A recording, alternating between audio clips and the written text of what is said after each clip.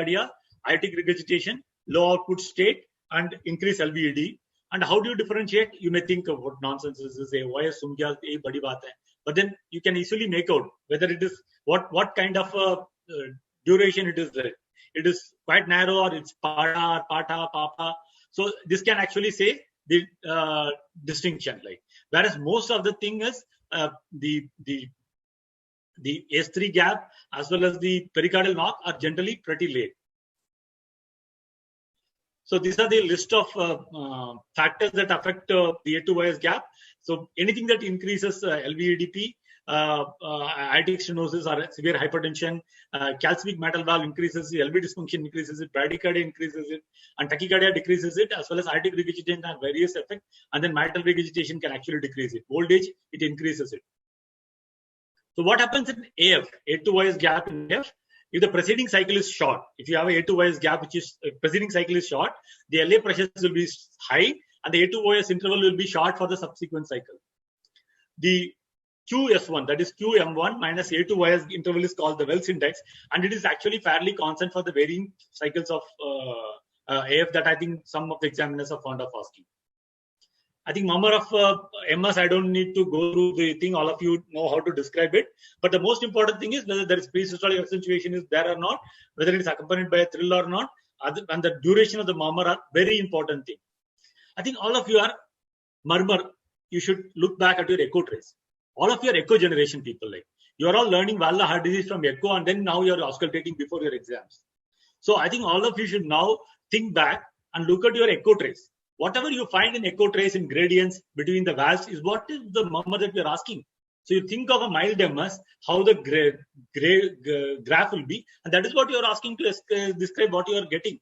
How the murmur, how the trace will be in a severe MS, how the trace will be like a mild MS. You think of it the same thing that we are asking in your clinical auscultation. So I think once this generation, if you all think back from your echo traces into describing murmurs, you will all be finding it very easy. So it has two components: the early diastolic component that begins with or just after the opening snap, and then corresponds to the rapid filling phase of the diastole, and the late diastolic or the presystolic murmur that follows left atrial contraction and represents sudden increase in the transmitral flow and velocity prior to the valve closure. Can this presystolic component happen in atrial fibrillation? It may happen, but not in all patients, but it happens in specific situation. I think that is something that I'm not going to tell you. You have to go and refer. I think this can happen in AF. Why it happens, then you should tell me. And because MS is almost always there, I thought of describing MS in more detail, clinical findings. These are the factors that decrease the intensity of diastolic rumble. I think many of these aspects are very nicely covered by Professor Balachandar in the same PG Cardiology Essentials that we came up in the last CSI by Professor Goswami. So I think this chapter is fantastic. You have to go through that. It's written by Professor Balachandra. He has described all the things I am telling you and much more than what I am telling you. So factors decreasing the intensity of diastolic rumble is the low flow. The flow is not there. Why the murmur is low? Because murmur has to be produced, means what are the things? The flow has to be there, or some other lesion is affecting it. The mitral valve itself is creating a problem, or you are not able to hear. These are the factors that are possible. So severe MS, severe PH, heart failure, AF with fast ventricular rate are the low flow states. Features of mitral valve, calcification, subvalvular obliteration, left atrial thrombus protruding, which is very rare, very rare, and then postomedial deviation of the mitral orifice. Associated lesions like aortic stenosis, aortic regurgitation, ASD, PH with marked RV dilatation where the whole valve is shifted. These all can actually decrease the intensity of MS murmur, and then obesity and COPD, which all know that can decrease almost all the sounds. Another common question is, what is juvenile mitral stenosis? This is one of the good contributions from All India Institute of Medical Sciences by Dr. Sujay B. Roy. Severe MS at an early age, before 20 years of age, rapid progression of stenosis, thickened mitral valve with severe subvalvular deformity but no calcification, severe pulmonary hypertension will be there. Presentation is in NYHA class 3 or 4. Sinus rhythm in most of the cases, that is thromboembolism and AF are rare. So children within less than 12 years may be worse off due to malignant nature of the disease in the developing country. This is what is juvenile mitral stenosis. I think all of the features are pretty simple, I think. So moving on to MR. So how do you assess severity of MR? What are the important features? Presence of cardiomegaly, LVS3 or diastolic murmur, wide split S2, Presence of a thrill is generally not accepted by most of the examiners, but I know some other textbooks have written presence of a severe MR thrill. But rheumatic heart disease, especially anteriorly directed chest, in most of our thin patients, it may not indicate severe MR. Presence of LV dysfunction, pulmonary hypertension, congestive heart failure, even though they are very rare signs, they are the features that suggest the particular patient has severe MR. But in a patient who has multivalvular heart disease, I think MR severity is the most difficult things to estimate, because cardiomegaly can be because of multiple things. LVS3 and diastolic murmur can be because of MS or Austin Flint murmur in AR, or S3 could be there. And then LV dysfunction can be because of AS or something else. And then the only thing that stands out in a multivalvular heart disease is wide split S2. So out of all the valvular lesions that you have, MR assessment of MR severity is the most difficult one in a multivalvular situation. You can best guess, and this is one situation where most of the learned examiners will accept. You say moderate to severe, where you grade your MR, it's okay. But nobody is going to accept if you say, sir, it is moderate AR or severe AR. So you can be borderline in those situations. But in a multivalvular lesion, there's a multiple valvular lesions. If you're not sure about MR severity, then you can get away with it, provided you are able to defend everything. Coming to AR, the most important features that suggest severe AR are presence of Hill sign, the duration of the diastolic murmur, the presence of an Austin murmur. Thrill is extremely rare, and presence of cardiomegaly, S3 and LV dysfunction. Almost negligible amount of patients will have pulmonary hypertension and congestive heart failure because of isolated severe AR. So the things that stand out in a multivalvular lesion are presence of a Hill sign, duration of diastolic murmur, Austin Flint murmur, and if there is a thrill, you can think of. Hill sign, I think, is a very important sign in clinical cardiology as the way we practice. I think normal is less than 20, 20 to 40 is mild, 40 to 60 is moderate, greater than 60 is severe, maybe falsely low in LV dysfunction and acute AR, and in patients who have associated AS. And out of all the lesions, as I told you, AR is the only lesion which has natural history studies also, and AR is the only thing that has been assessed systematically for the clinical signs have been assessed systematically for how good they are. So sensitivity, specificity. Look at the sensitivity and specificity. Corrigan pulse is specific is 16%, sensitive is 38 to 95%. Dorosius sign is 35 to 100, 33 to 81. Hill sign is 71 to 100, sensitive is 0 to 100 overall. So moderate to severe, it increases to 75 to 100. So I think it's not a very large study, but it had 90 patients. I think if you scrutinize all our clinical findings, why I have put up this slide is, you have to understand that all these signs that we described and we vehemently teach also are not gold standard or cannot withstand the test of time. And there is always a fallacy. There is always an exception to the rule. So I think you should know where to put your money. That is the only thing that we are looking at. Whether nobody can make a perfect diagnosis. We are not actually expecting you to make a perfect diagnosis. Whether you are able to bring out all the complexities and discuss, have a clean thought process, that is what we are looking at. And more often than not, your marks go down if your findings don't match up with what you are saying. So Hill sign, whether it's an artifact or a fact, it has been widely debated, and I think mostly now people have accepted that possibly it's actually sphygmomanometric artifact, and it has no physiological basis. It apparently absent in patients with severe aortic deficiency. Still, I would say that is because intra-arterial pressure measurements did not demonstrate any exaggerated difference between femoral and axillary arteries. So I think still it's a good clinical science. It's pretty easy to manifest, and if it is there, it will help you in grading the severity of AR. So I think heart sounds in AR, I think it's actually normal to decrease.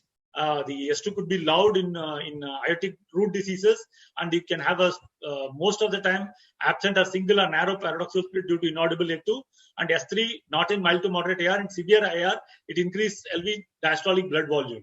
S4 is rare finding, and Ejekin click is so I think the murmur of AR is a high pitched blowing murmur. It can be rough in severe AR. It's a decrescendo diastolic murmur just after A2, best heard in the third intercostal space. It's a hollow diastolic murmur in severe AR. You can hear it with the best well of the diaphragm of the stethoscope. The patient is sitting and leaning. All of this you know. At times you can have a cooing murmur, cooing characteristic, or a seagull murmur. When you have a loud diastolic murmur, often radiates to the neck. It indicates perforation or rupture of an aortic cusp. And then when you get a murmur on the right side of the sternum in conditions like aortic aneurysm, sinus of valsalva aneurysm, aortic dissection, and selective perforation or eversion of right coronary cusp. These are situations you find aortic murmur on the right side of the sternum. Auscultative murmur, I think, is a low-pitched rumbling murmur at the mitral thing, and I will come back to that in detail. Coming to severe AS, the classical features are pulses, parvus, head tardus, peaking of the systolic murmur. That's a very important thing that oftentimes I find in the examination. That is the most important characteristic an ejection systolic murmur you should describe. That is commonly the most common thing that is missed by a student. So peaking of the systolic murmur, paradoxically split S2, LVS4, epico-carotid delay, often neglected, like nobody talks about it. Thrill, cardiomegaly, LV systolic dysfunction, S3, pulmonary hypertension, heart failure are rare features. I think most of the features actually stand out if they are there. That is pulses, parvus, head tardus, peaking of the systolic murmur, paradoxically split S2, LVS4, all of them stand out in a multivalvular heart disease. So in nutshell, out of all the lesions that I've discussed, what are the things that stand out are aortic valve diseases like pulse and Hilstein, murmur characteristics except in MR, and diastolic thrills generally stand out. S2 generally stands out like paradoxical split in AS as well as wide split in MR, and A2OS gap, most of the situation, they all stand out. So in a multivalvular heart disease also, even if you find all these features, generally they indicate severity. So some rules of combined valvular lesion is severe lesions tend to dominate and the proximal lesions tend to dominate. Like for example, in a patient who has tricuspid stenosis, it protects our masked mitral valve or aortic valve lesions. And then multivalvular lesions, 1 + 1 may not be 2 because the ability to compensate is quite there. So some of the common dilemma that you all face is if a patient has MR and whether there is associated MS is there or not, because a mid-diastolic rumble can be produced by severe MR also because of the flow, or S3 could be there, which could be confused for a short MDM.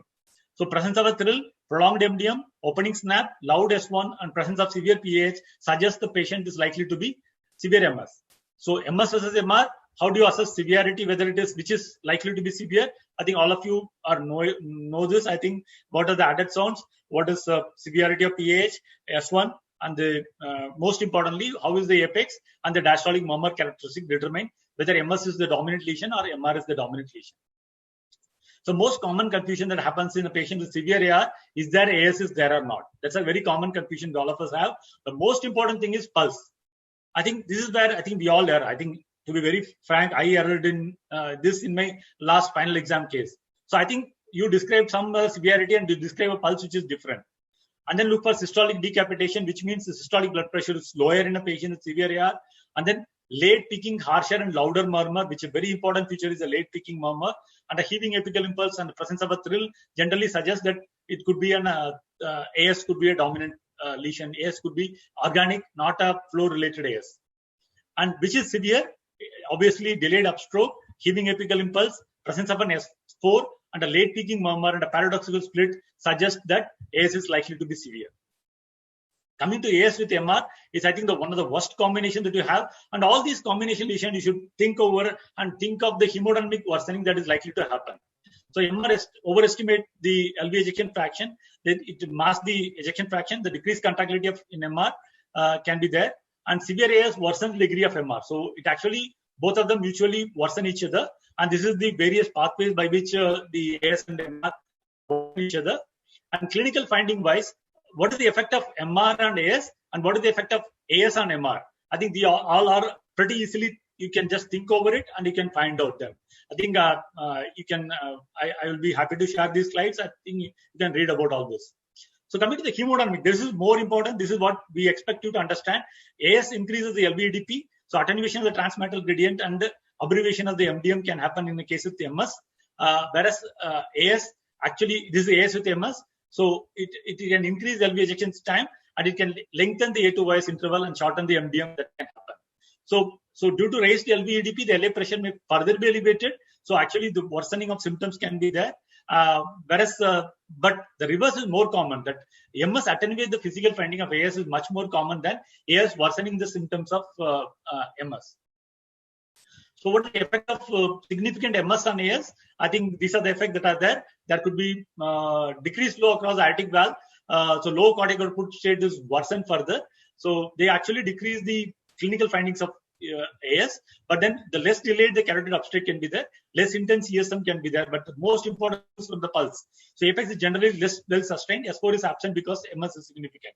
So when you start finding characteristic findings of AS, you think of severe AS in most of the patients with MS. Most common combination that we encounter in your clinical examination is MS with AR. It's pretty common. So 10% of patients with MS have significant AR. Most of the MS patients have some degree of AR, though often not significant. So MS AR generate opposite loading conditions, and then hyperdynamic LV contraction and NDA loading may be less evident.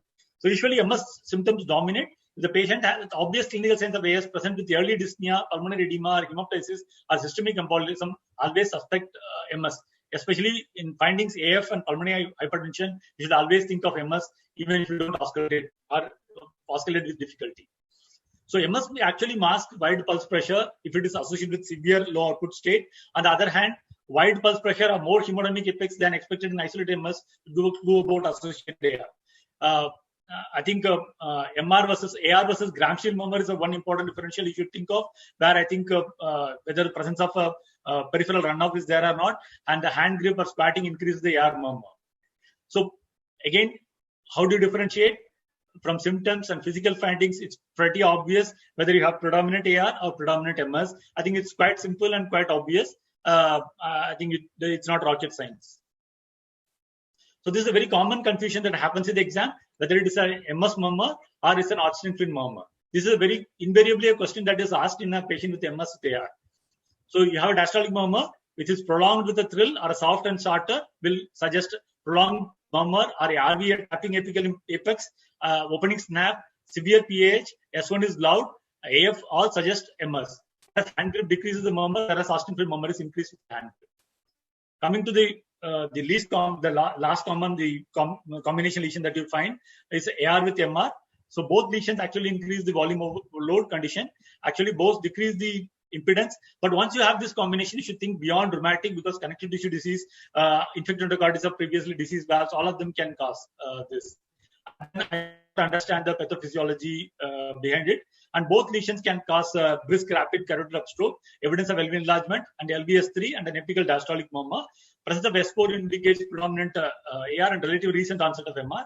Our evidence of AF and PH suggests significant MR. The MR murmur is generally accentuated, and AR murmur is unaltered. So severe MR, as I told you, MR severity is difficult to assess in the presence of severe AR, because most of the findings you have to rely upon the wideness of P2.